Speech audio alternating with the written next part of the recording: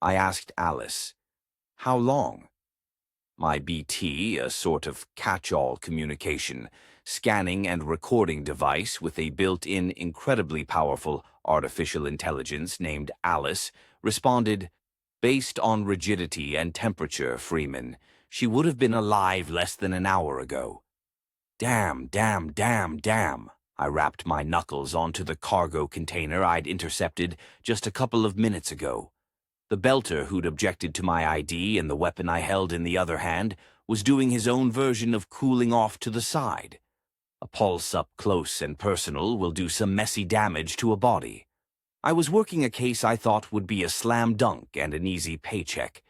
As usual, I was wrong, but that's the way things are on Pella. Pella is an asteroid, one of the big ones, and over a century ago it had been hollowed out and converted to a sort of floating city serving as a point of commerce, trade, and recreation for the assorted concerns mining the asteroids. That was the intention, but as with all things human, the reality bore no relation to what was intended.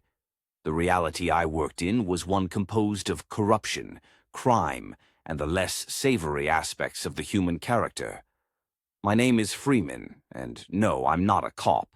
I used to be an earthbound attorney and then a judge, but I made the mistake of being too honest, and through a few assorted twists and turns wound up on Pella, hat in hand, looking for a job.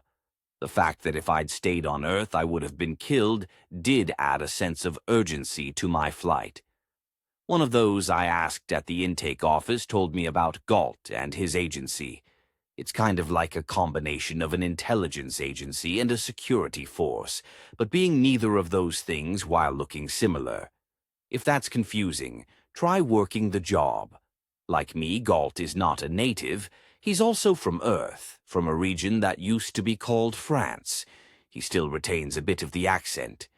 Me, I'm from a part of the west coast of what used to be called the North American continent, and frankly, I'm glad to be from, rather than in. The slam-dunk job was supposed to be a lost and found gig. A teenage girl was lost and I was supposed to find her.